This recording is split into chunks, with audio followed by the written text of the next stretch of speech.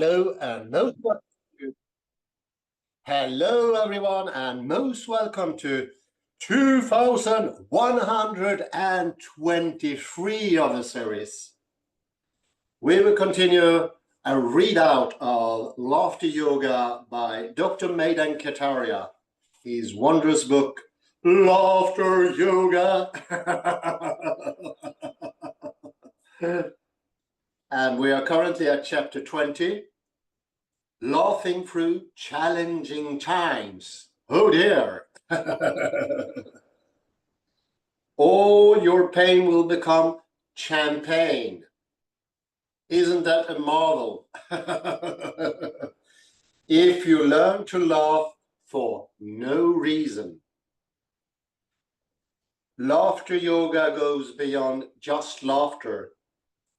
It not only fosters a feeling of physical well-being, but also enhances the spirit and touches the emotional core of those who practice it. Isn't that fantastic?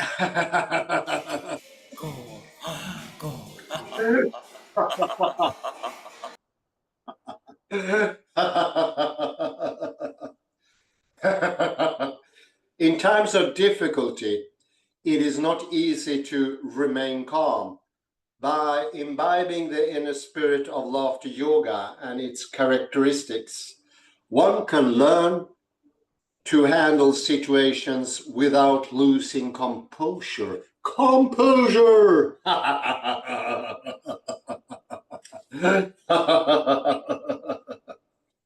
It creates a new experience each time that enables one to handle similar situations in the future. In the future. People are often surprised at the powerful changes that laughter yoga brings to their lives. The ever-present ego and the I mellows down to a loving, caring, and giving state of mind.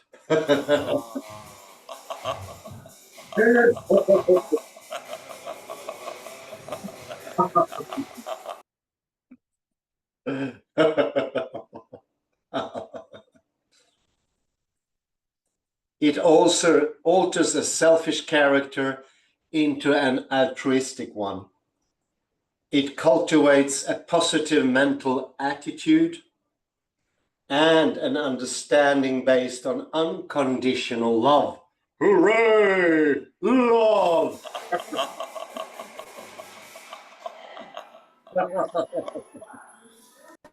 Forgiveness, generosity, and compassion.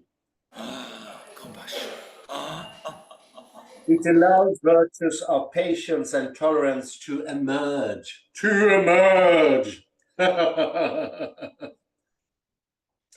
Laughter has people to develop a state of emotional fluidity, where worries and goals become less important. The inner spirit of laughter ensures that people around us are also happy. It is important that as we seek our happiness, we remain mindful of bringing happiness to others too. Hooray! Oh dear! Hooray! Laughter has taught me the true meaning of spirituality. If you can raise your spirits by yourself and raise someone else's spirit too, you are spiritual. The following narratives, well, I don't know if I will read all these narratives. Well, I'll read the first one. The following narratives reaffirm how laughter yoga helps people to maintain a positive attitude in the face of challenges. We start with Anita. I joined a laughter club in April 2015 when I was suffering from hip, bone, and lung cancer and was confined to a wheelchair. After joining this club, I saw a drastic change in myself. My health improved, I put on weight, I could walk with a walker, and even drag my wheelchair to the club. Oh dear! Isn't that fantastic? Not just this, I could also do laughter yoga while standing for almost half an hour. Over time, I have been able to do my daily chores and become independent. I feel as if the cancer has been cured. My husband, who has seen the changes in my health, continues to encourage me to go to the laughter club. Everybody is so affectionate. I have no words to express my feelings for all the members. Thanks to laughter yoga, I now look forward to life. It has worked wonders for me. Isn't that fantastic? The testimonial of Anita is just marvelous. It goes to show that laughter builds up a new, improved personality, and you can treat other people with the respect they deserve. To be compared to when I met a priest on the street and he completely ignored me. That showed the nonsensical idea that you can have a sort of a compassion by just teaching.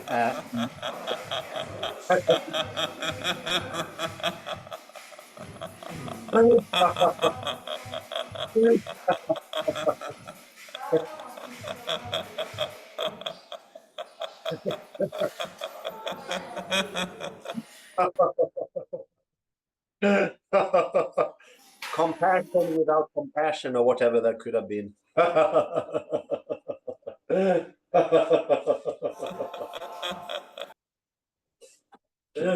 Compassion with no care at all for other human beings.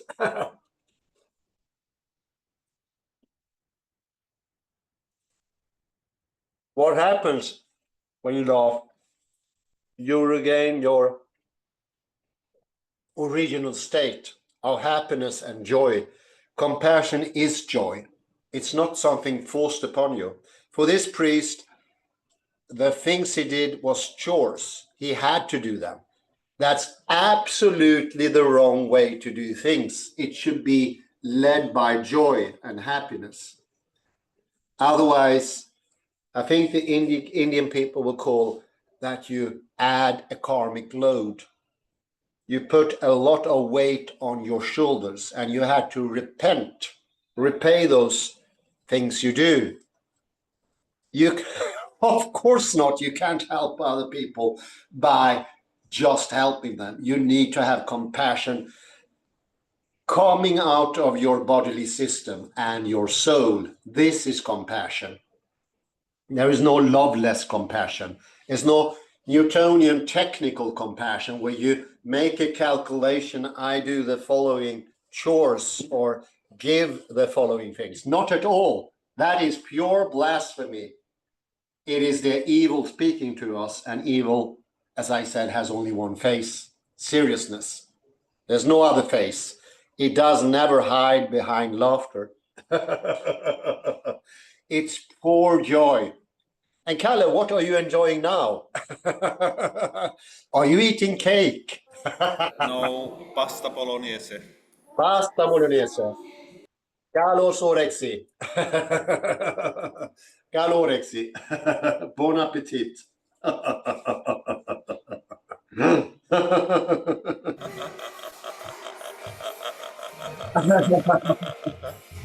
I will read another testimonial by Yunsuke Ando from Japan. He says, I would probably have died many years ago, it not been for laughter yoga. But here I am, fantastic, in my 70s, very much alive and kicking. Laughter yoga saved me from cerebral strokes, a heart attack, bankruptcy, and a divorce. There's no end to it. I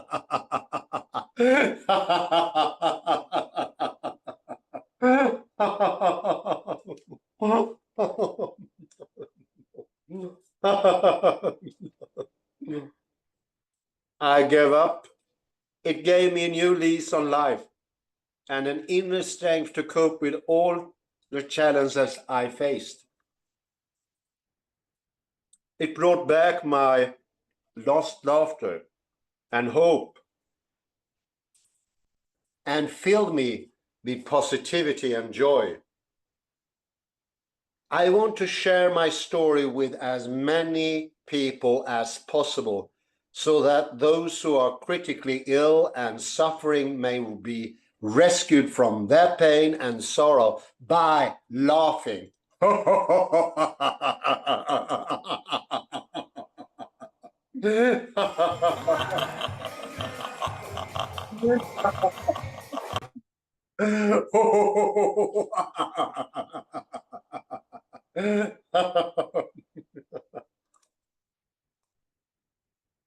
I suffered my first stroke during an election in 2001 too.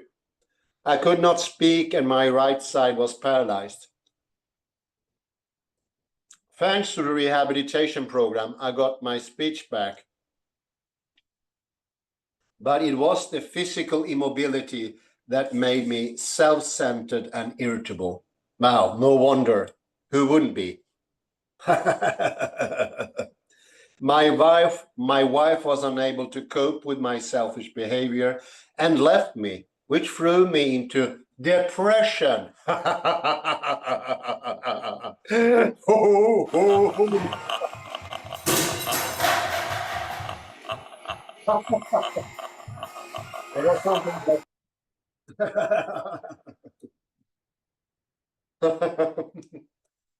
This lasted almost 3 years, even though I underwent psychiatric treatment.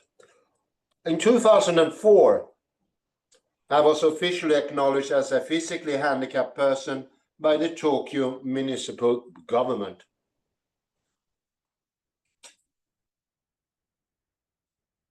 It was as if my life had stopped and I had nothing to look forward to. 5 years later, in 2007, I came across laughter yoga. I was at a restaurant when a rather elderly lady approached me. Oh dear! Look out for the elderly ladies.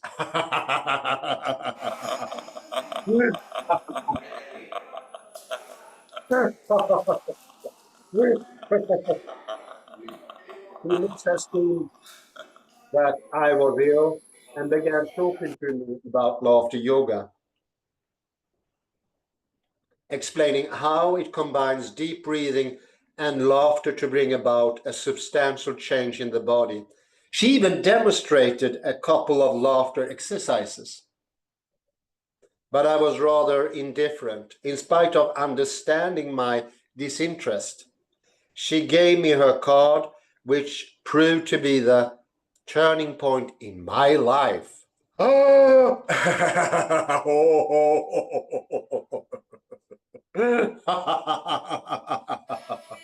Velkommen til det sekt. Laughing indeed was good for me, for health. I decided to call the number and go to Tokyo Olympic Center to meet Mary Tadokoro, who managed the Laughter Yoga Club. In the first encounter, I explained my physical condition.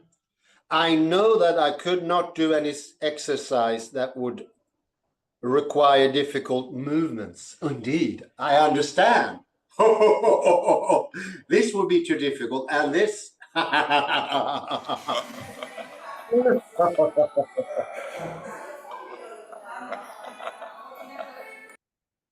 Mary told me to just sit on the chair and watch everyone. When I came home after the session, my blood pressure had come down, which I found very strange as I had not actually participated in laughter yoga. Mary then told me that even if I do not laugh, just being, and this is important, Just being in the same place as laughing people leads the brain to think that you are laughing as well. Isn't that amazing? And one of those important things, surround yourself with happy people and you will open up. Laughing people even better. It will have a definite effect on you. So solitary laughing exercises is good, but join and it's even better. And I would say the absolute premium, which I will return to when I do the conclusion, is to do it in reality. That's even the very, very best. With other people, so you have their living souls and body close to you. That makes a marvelous change.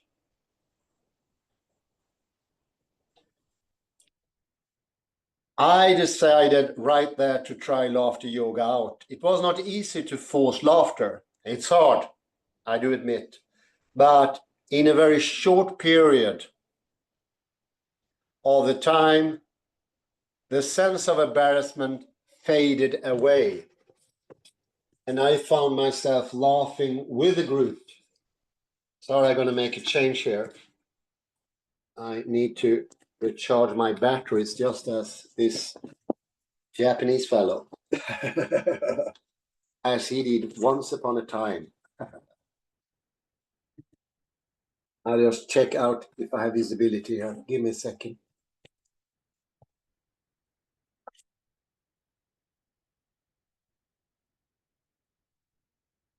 Am I still visible, Kalle?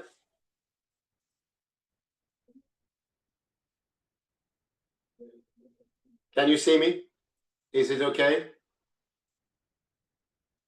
More to this side or this side? More or less. No, but you're a little bit too low. You're Come very low. again? You're very low. No. Okay, I changed it. Now it's, yes, better, better. Okay. It's still a little bit too low. It's still low. Sorry about that, chaps. Sorry about that. Too low still. Oh dear. Oh dear. What can we do? No. I'll put it here instead. Give me a second. Trying to do it on the mobile. Let's see here if this is good.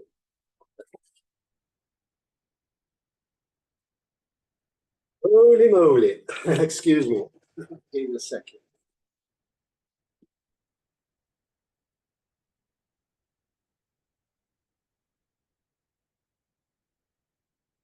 How about now? Too low.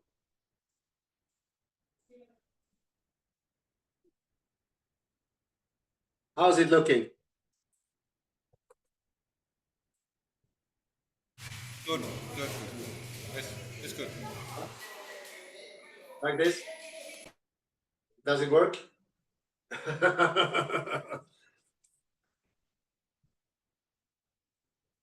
2 months later, I did a leader training course and met Dr. Maidan Kataria, who said that in order to get all the benefits of laughter, one must make it a habit.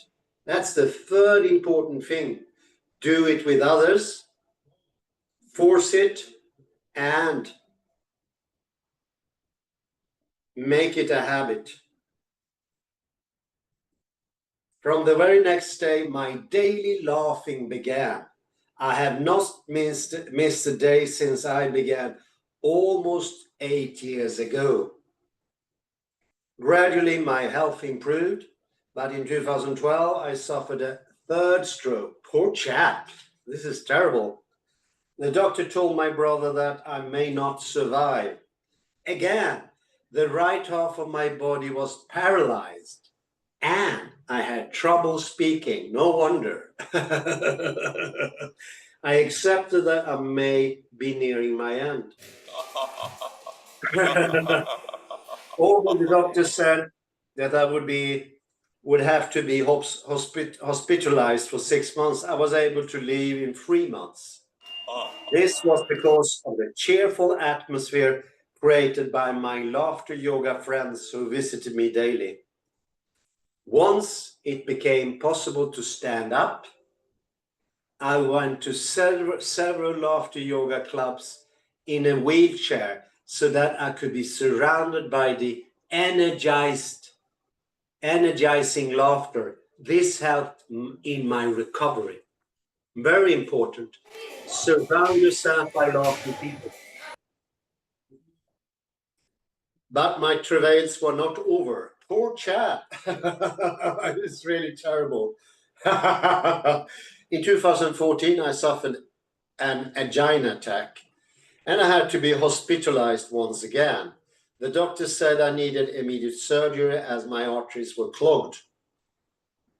Though everyone felt it would be better to get the operation done quickly, my laughter friend Yuriko had a different opinion. She said, "You are still alive, although your blood vessels are all worn out. If you get a surgery, it may just kill you on the spot." Indeed. That's it, on the spot.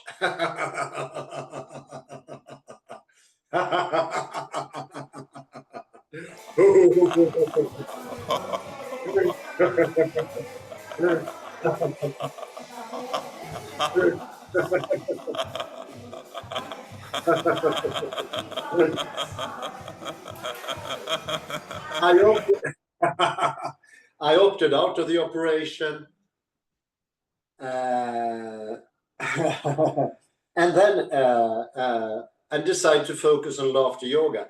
Then a miracle happened. The doctor told me, my friends, that a very strange thing was happening. Right next to my clogged blood vessels, new ones were growing. This was unbelievable. Laughter yoga, my friends, and my determination to live have combined into a great force. In appreciation of laughter yoga, I started a club so that more people could benefit from this movement. For me, laughter yoga is the medicine that works on life. I think that's the fourth thing. It's the eau de vie. As we said the other day, it's the essence of life, or the water of life. I feel great now. I can do almost anything. As a septuagenarian, laughter phoenix who wants to repay the universe for the great miracle that laughter yoga bestowed on me. I know I will live many, many more years laughing, thanking, and loving. I know that I'm not the only one to be convinced of this truth. I know you will too. Ha ha ha. So we have 4 interesting things there. Do practice with others. Force your laughter. Make it a habit. And see it as the life force itself. Laughter is indeed the essence of goodness. And I will now comment a little bit on an article. We put a stop here because these are mostly testimonials. But on page 176,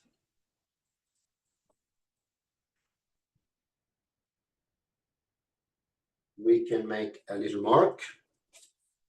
162. 162. Before Laura. Before Laura.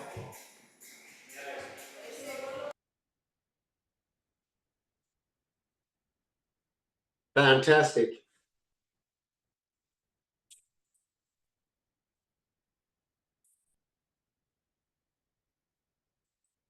It's a PDF. I will send a link to it next lecture. It's a bit longish. It's called Towards a Quantum Theory of Humor. And let me just explain in simple layman's terms. I don't want to make this complicated as we're addressing everyday man, so no technicalities. But think of the old model, the classical physics, if you like. You don't have to call it that. You can you can call it the seriousness, or boredom, or lack of knowledge, whatever you call it.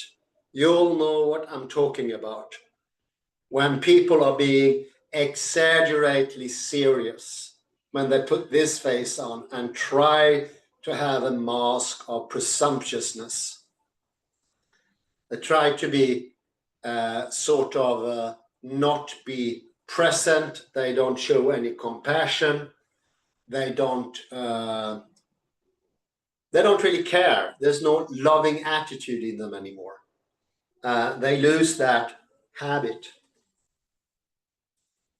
Quantum mechanics is the very opposite of that. I don't know if opposite is the right term. It's usually called complementarity. It brings both sides in. It brings both particle and wave, is the formal way of saying it. But it brings both seriousness and laughter, both at the same time. Because behind thinking is always at least two different thoughts. The will to keep only one thought blocks thinking completely. So laughter literally opens the soul open to bring in more things, not less things. So the very laughter is an opening up. And I think that's especially strong when you make the ho, ho, ho, ho. It's like now you have a proper belly laughter. Ho, ho, ho, ho. That, we might call that complementary laughing or complementary existing. Life itself is double-sided. It contains both life and death. We can bring in me as a big screen if that's okay. We can take the text away because I will just briefly refer to it. I'll show you a little bit what it means to bring the whole stuff in.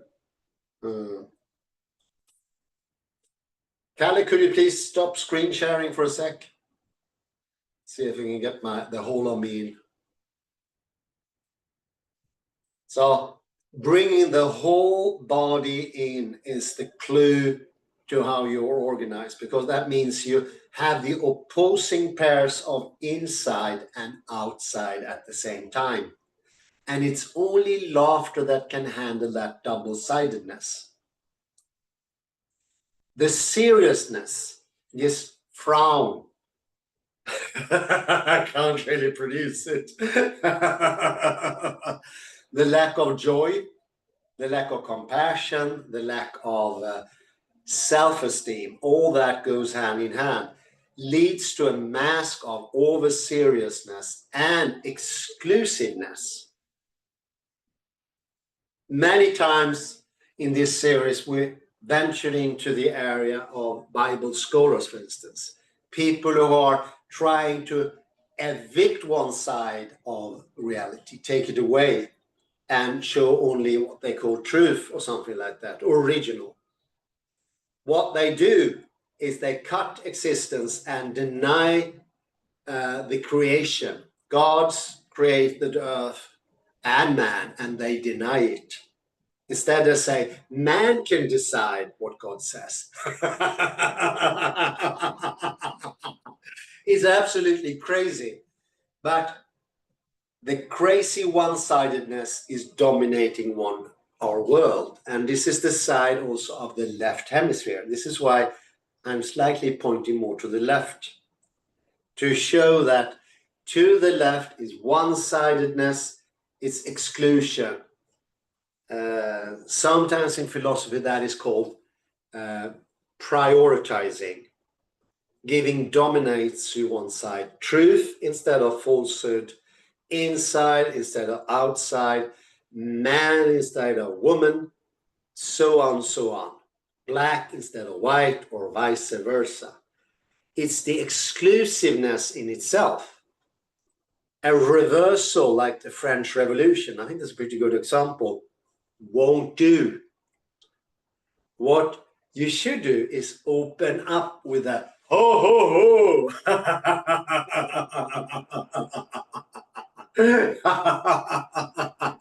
and just realize how utterly ludicrous this serious stance is. They are attacking the only soulful trait in human beings, the laughter, the only thing that separates us from dead matter and animals. That's what they're attacking. They are undoing the creation of man and of earth. And they take away compassion and replace that with rejection to other people. It's karmic load they put on themselves and others. And we can, as this chap said, we'll see if his name was good old Junske-san said, when you are among laughing people, you become larger, you heal physically and spiritually. The opposite is true. If you hang out with people like Bachman or others who are over serious, despise the creation of God, and said, I am a single human being, should decide what the voice of God is, or something similar. It's just an example. It goes for people who are praising classical physics or whatever it is, or one truth or over all other truths. It's a lack of understanding. Of course, it's a big ego as well. You take yourself over seriously. That all comes into the same baggage. And this luggage you have to carry like this on your bag. On your back is a heavy bag of seriousness. And for every day, for every week, month, it becomes heavier. Until, as in the case of Junske-san, we have added 1 million tons. The whole universe is on top of your shoulders. It looks like this. And you reject everyone else living. And you destroy thinking.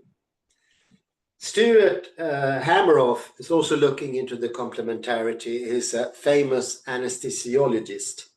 Wow! Actually managed to pronounce that. How great is that? I think that's the first time that happened.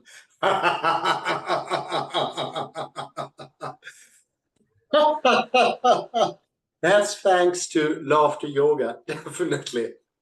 I swear. I've never been able to pronounce it before. It eases up your capacity to perform, to do things, because it needs the double-sidedness. It needs for you to get out of the seriousness. Let me give you some examples here to enforce this point from quantum mechanics. I will get back to you, all you who are interested in quantum mechanics. I will look into the PDF and be more careful, but it's a bit longish. But have you ever seen or watched or met an elite performer within sports or motorsports, for instance, who is not utterly filled with energy? I love the example of Cristiano Ronaldo, the Portuguese player for instance, for Barcelona. He moves that he doesn't even have weight. He's anti-gravity. And the joy is easy to see. They're opening up because it is not only the face, it's the whole totality of the body. This is one of the reasons why the ho, ho, ho is so utterly important, because it has a magnificent power to open up the whole region. And I had to confess myself, I stopped doing the belly laughter. I did the ha, ha, ha. And the second best, the he, that Kalle pointed out the other day. Thanks for that. But the ho, ho, ho, this, when you crumble together and you usually touch the person next to you because just ho, ho, ho, ho, ho, ho, ho. Ho, ho, ho.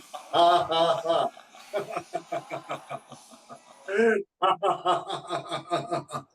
That brings everything in, and that helps you become thinking, because exclusive thinking simply doesn't exist.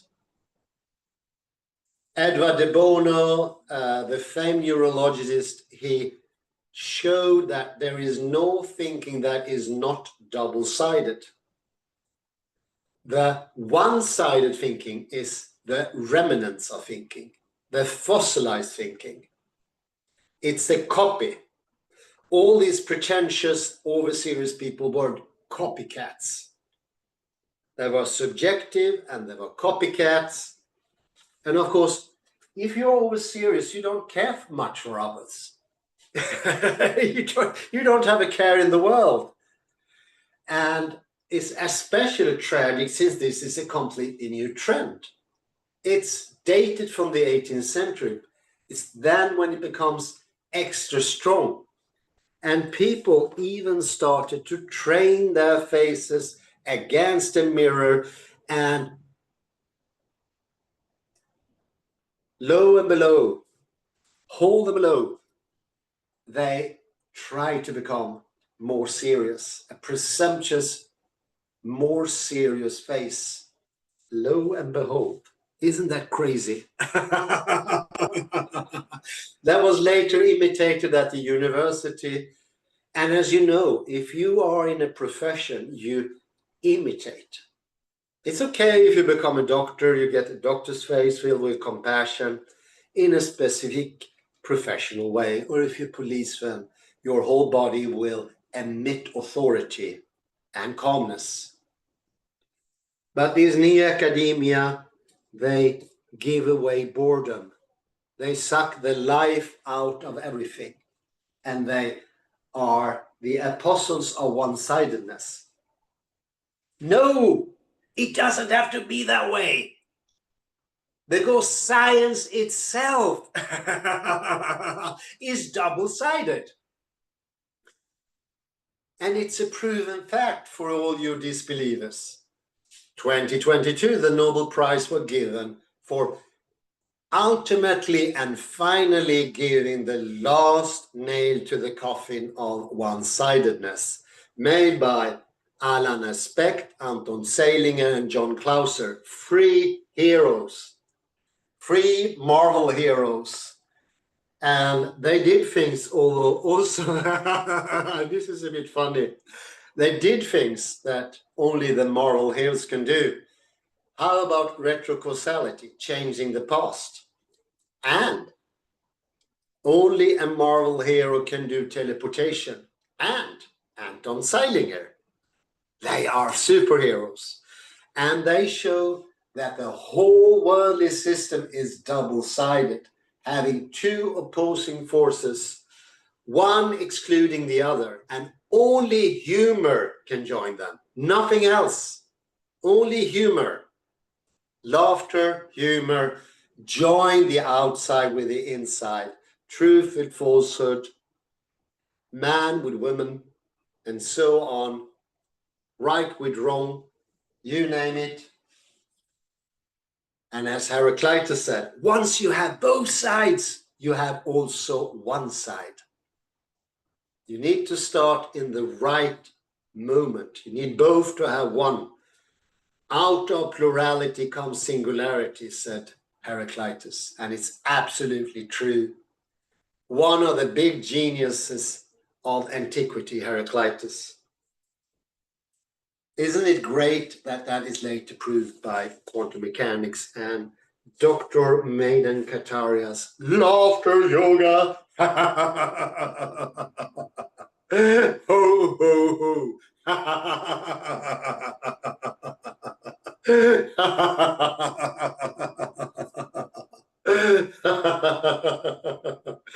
The universe itself is laughing. Ho,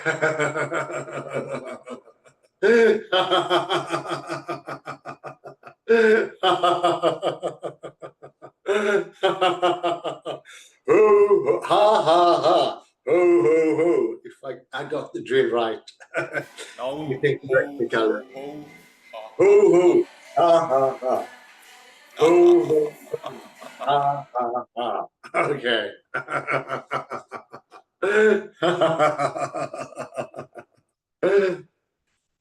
And it's especially good if you're standing up, because that will liberate more. Of course, if you're weak, I can understand if you have to sit.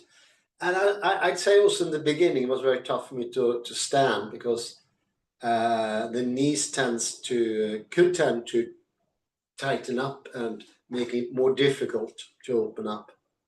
But now it works out quite fine, actually. I can feel that I have even weight on my feet. And it's also interesting, Kalle, we're trying to get even weight over our feet.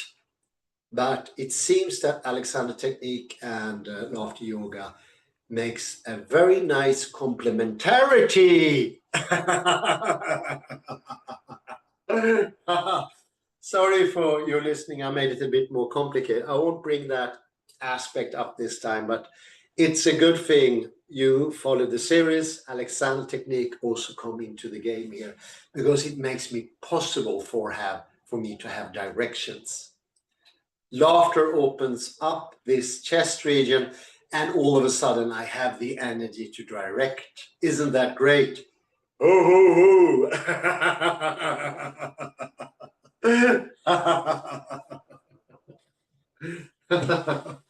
Let's take the chair away.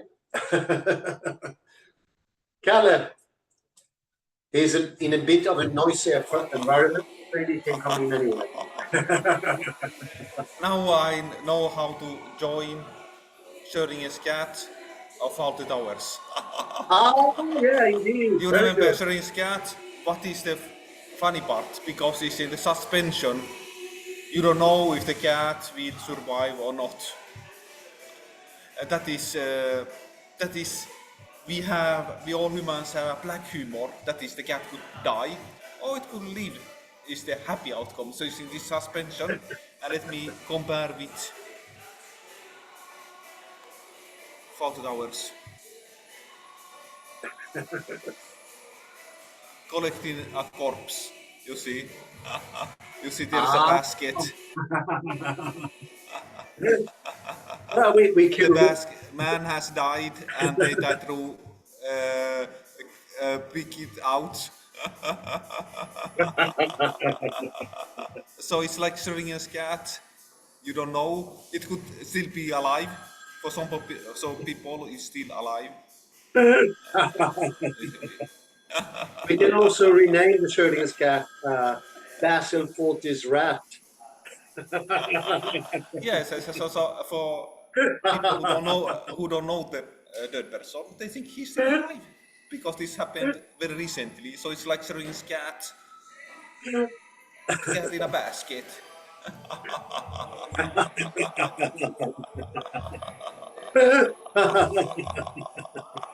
As I told you, Hans, the only time I dreamt a joke, it was actually this scene from Fawlty Towers. And I wake up 30 years ago, I burst out in laughter because I imagined this silly scene with Manuel.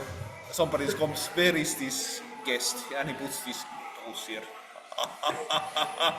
As a deep philosophical question, like Schrödinger's cat. Is he dead or alive? Let's see Manuel's expression once more, because there is nothing better than Manuel's expression. What has happened to this guest? And you see here, like Rodin's thinker, Sensitive indeed. or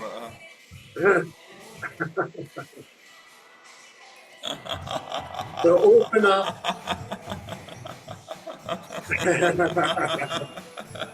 that could actually become a great paper by me or somebody else. Schrödinger's cat or Fawlty Towers. Schrödinger's rat. I think it was called Basil. Basil.